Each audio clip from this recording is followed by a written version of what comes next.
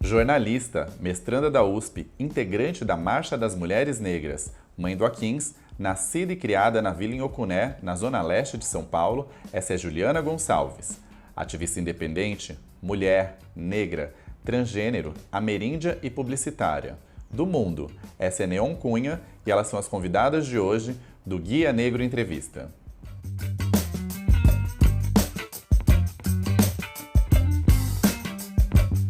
Hoje o Guia Negro Entrevista desembarca aqui na Galeria Olido, no centro de São Paulo, para uma conversa mais que especial com Neon Cunha, uma das mulheres mais inteligentes que eu conheço, Juliana Gonçalves, uma amiga que foi minha primeira amiga aqui de São Paulo, que também é uma das mulheres que eu mais admiro.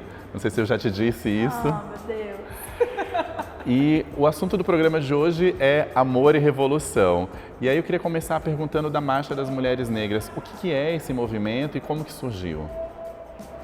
Bom, a Marcha é um movimento nacional que surgiu em 2015 pela preparação da grande marcha que levou 50 mil mulheres negras para Brasília em 2015. Só que nos estados ela começou a ser preparada em 2013, em alguns estados em 2014. E foi um movimento muito pautado na seguinte questão: o que une as mulheres negras do Brasil? Então foi um pouco disso que a gente foi construindo ao longo da construção da marcha. Aqui em São Paulo, eu construo a Marcha das Mulheres Negras aqui em São Paulo. Nós construímos esse projeto nacional, então fomos marchar em 2015 e ao retorno da marcha percebemos que a gente tinha que continuar juntas, que era necessário a gente continuar juntas. A conjuntura pedia. Eu costumo dizer que a marcha é uma grande frente com mulheres partidárias, com mulheres autônomas, anarquistas, independentes. Então é entender que somos diversos, mas conseguimos sim caminhar juntos numa pauta única. Neon, qual que você acha que é a importância de ter mulheres negras nas ruas, na academia? Nos espaços de formação cultural, você diz, de transformação. Eu acho que mulher negra está em todos os lugares. Agora, pegando o gancho da Ju, a marcha também tem uma coisa muito importante, que ela dialoga com todas as mulheres negras. E eu gosto muito de um conceito que está dentro da marcha, que é o bem viver. Talvez seja isso que tem feito esse lugar de mulheres diversas, mas que tem um ponto para não serem tão dispersas, né? Que é essa convergência que para mim se tornou a marcha.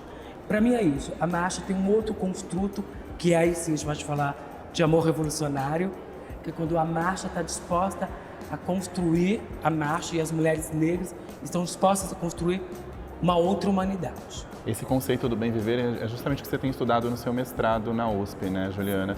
Como que surge esse conceito e como que a gente consegue explicar melhor para quem está assistindo a gente? Tá, o conceito do bem viver é um conceito que nasce em berço andino, Então tem muito dessas experiências indígenas da América Latina.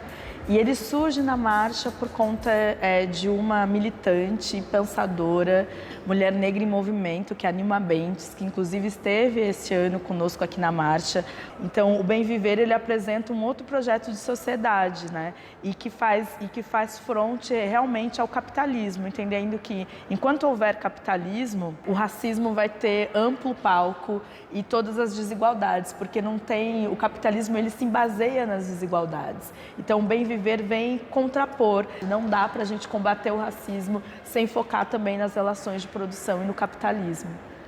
Agora, Neon, você se classifica como ativista independente, Eu acho bastante interessante esse termo que você usa.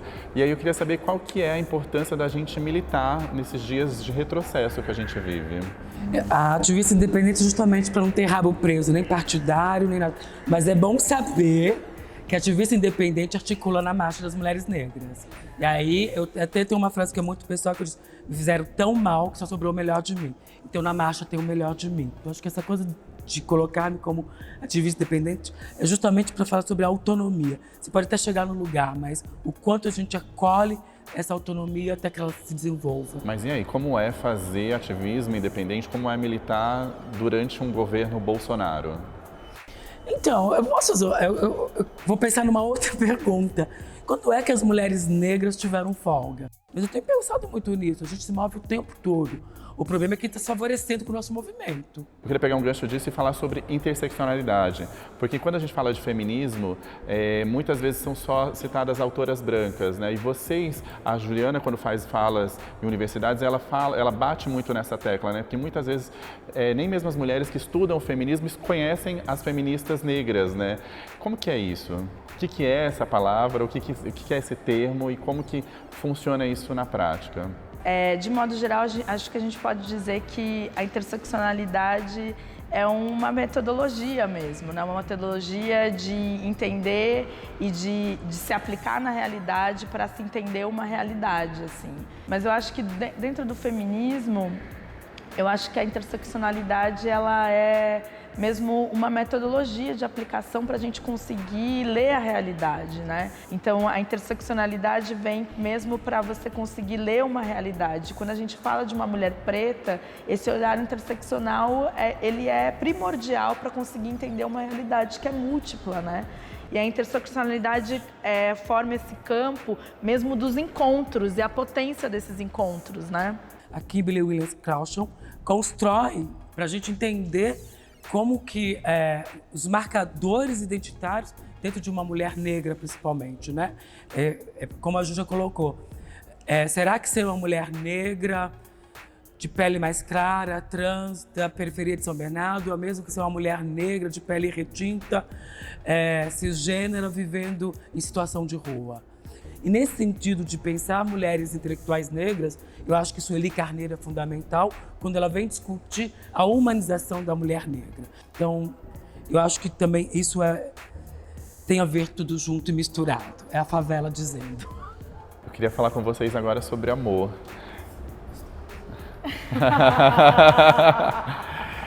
Mas a gente também tem um conceito que é da solidão da mulher negra. Como que isso se aplica à vida de vocês? É uma construção social que aí sim é importante também dizer, enquanto macho, enquanto a gente é imbatível com o machismo. E aí a gente pensar que o machismo, embora muitos homens negros tenham negado, é só lembrar da existência que tu é um homem, tu requer ser macho, machismo é coisa de macho. Como mulher negra nunca passou por uma situação de exotificação, de preterimento, de dizer assim, olha, eu até gosto de você, mas eu não posso te assumir. Enfim, a solidão da mulher negra não diz respeito apenas a esse amor romântico, né? Exato. A gente tem que expandir e entender que tem uma construção social que muitas vezes nos isola, né? E como o racismo também vai ajudando a criar marcas e a criar ferramentas, às vezes, de proteção que também vão isolando essa mulher negra, né?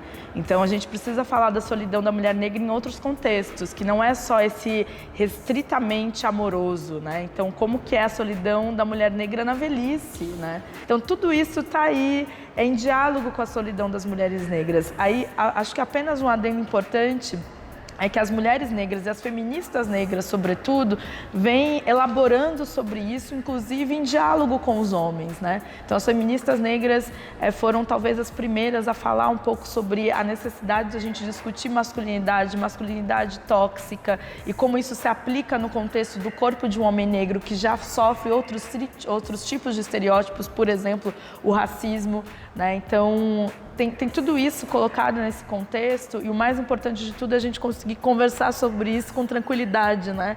Sem ferir os egos e sem que a discussão vá para a pessoalidade quando a gente está falando de um fenômeno que é social e que os pretos precisam se atentar a isso. E quando a gente fala de mulheres trans, isso é ainda mais desafiador, né? Você tem uma fala que você fala que a mulher trans ela é um corpo abjeto. O que é isso? A abjeção é esse lugar de não existência, de não humanidade, de não consideração, de não vida mesmo, né? Enquanto a Juliana estava falando e falando das nossas maiores, eu fiquei pensando, aonde caem as mulheres fortes? E aí eu fico vendo as nossas maiores, que elas morrem como árvores, elas morrem de pé. Para as mulheres trans é isso assim, não tem abertura. Você vai segurar a onda toda sozinha. E aí geralmente é engraçado, porque geralmente elas estão prontas, e aí nas suas identidades, até na sua própria construção imagética, para aí chegar alguém, e aí você está pronta para ser a mulher do outro.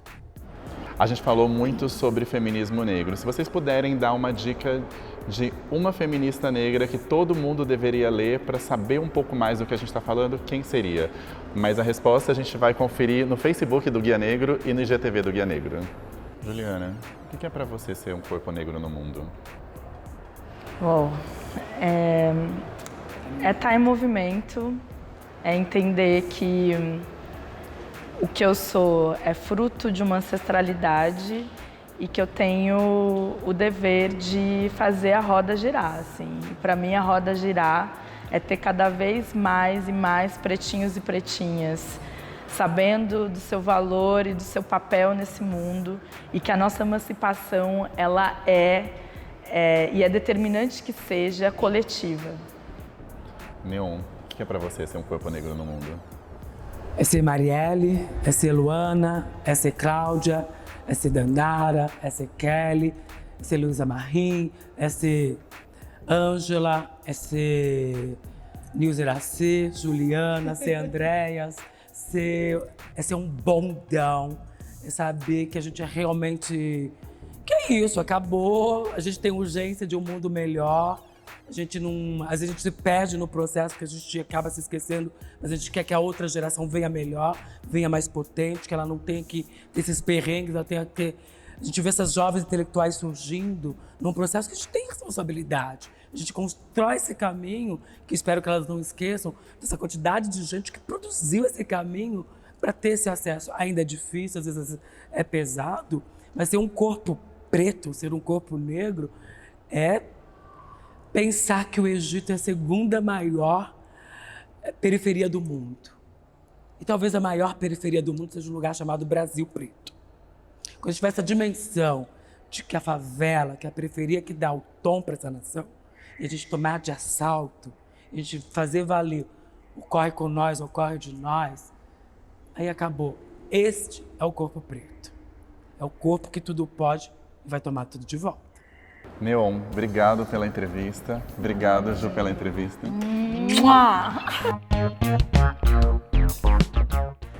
Eu sou Ogirê Ventura, empreendedora da Ogirê Moda Afro, junto com Mariana Rocha. A nossa marca é uma marca de acessórios, de peças únicas, exclusivas, todas artesanais. E para encontrar nossas peças, você acessa o Instagram ou nas lojas do Isaac Silva e Casa Boqueirão, em Salvador.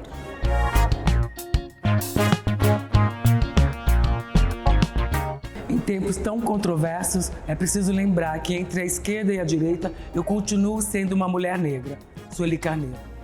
Estamos cansados de saber que nem na escola, nem nos livros onde mandam a gente estudar, não se fala da efetiva contribuição das classes populares, da mulher, do negro, do índio na nossa formação histórica e cultural. Na verdade, o que se faz é folclorizar todos eles. E o que é que fica? A impressão de que só homens brancos, social e economicamente privilegiados, foram os únicos a construir este país. A essa mentira tripla dá-se o nome de sexismo, racismo e elitismo. Lélia Gonzalez.